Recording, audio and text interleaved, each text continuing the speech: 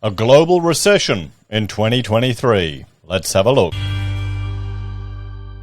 Hello everyone, Florian here and welcome to another episode of Heiser Says.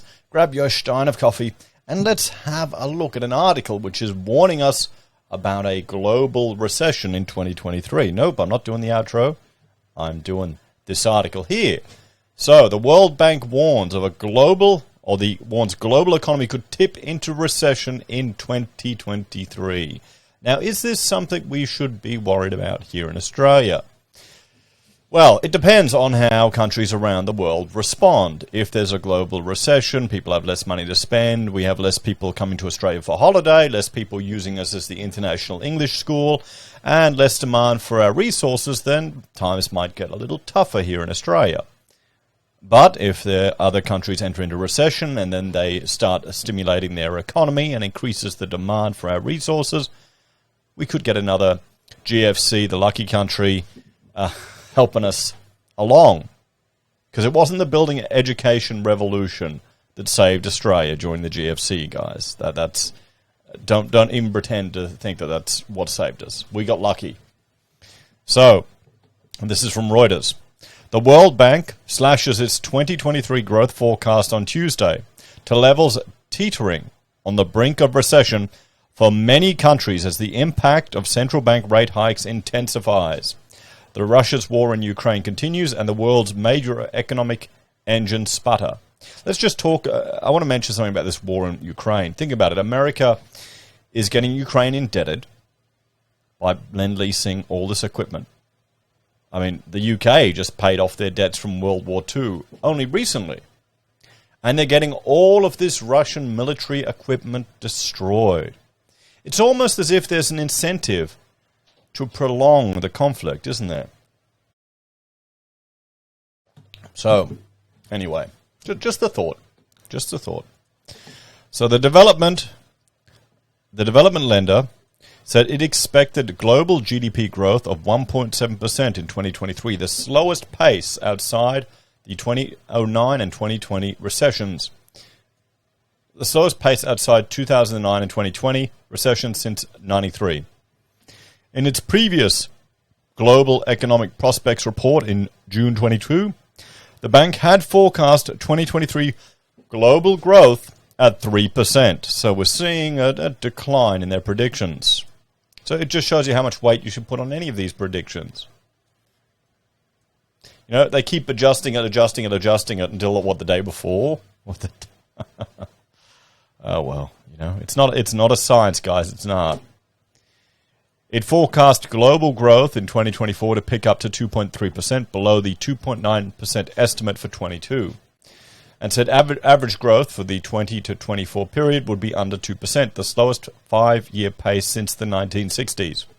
The bank said major slowdowns in advanced economies, including sharp cuts to its forecast to 0.5% for both the US and the Eurozone, could foreshadow a new global recession less than 3 years after the last one.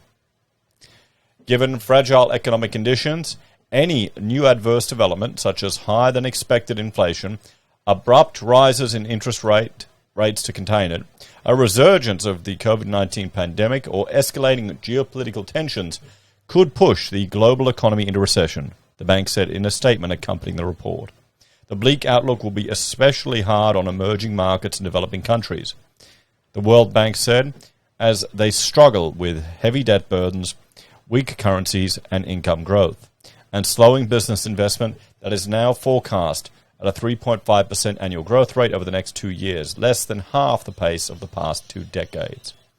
Weakness in growth and business investment will compound the already devastating reversals in education, health, poverty, and infrastructure, and the increasing demands from climate change.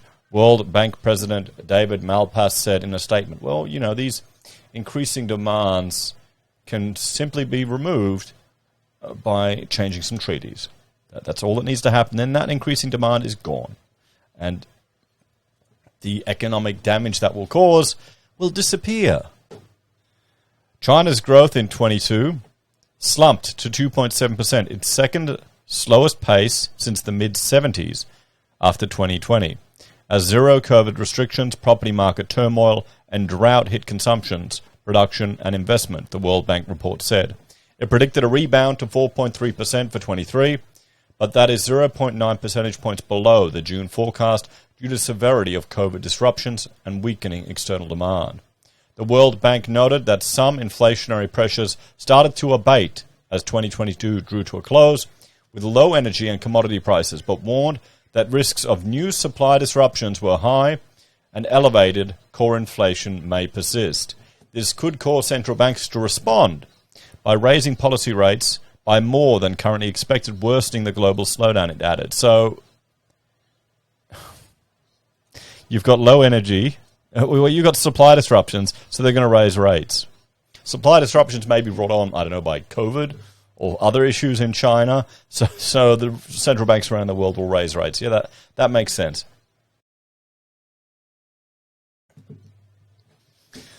The bank called for increased support from the international community to help low-income countries deal with food and energy shocks, people displaced by conflict, and a growing risk of debt crises. It said new concessional financing and grants are needed, along with the leveraging of private capital and domestic resources to help boost investment in climate adaptation, human capital, and health, the report said. The report comes as the World Bank's board this week is expected to consider a new evolution roadmap for the institution to vastly expand its lending capacity to address climate change and other global crises.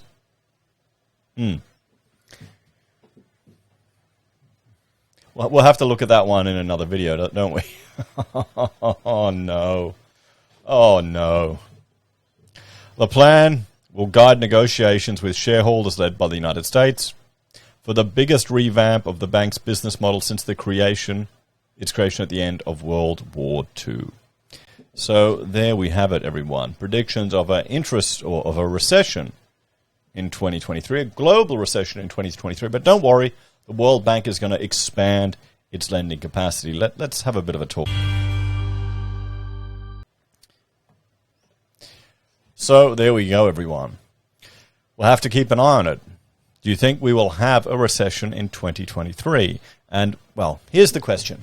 Will Australia get lucky again if we have a global recession? Will China amp up their demand for our natural resources? And will Australia just luck out? It wouldn't be the first time. And look, now they've started taking back our coal, and all of the resources that they banned from Australia found new buyers. So, in one regards, if a recession causes rampant spending and, they'll build more ghost cities or more demand for the resources here in Australia, we may just get lucky again. Let me know what you think, guys. As always, thanks for watching. Check out my other channels, HeiserBim and Heiser Does. And if you're a fan and want to support us, you can, financially on YouTube or Patreon, using our referral links, buying our pocket squares, or calling us if you need an architect. Take care, everyone. Have a great day, and I'll see you in the next episode of Heiser Says. Bye for now.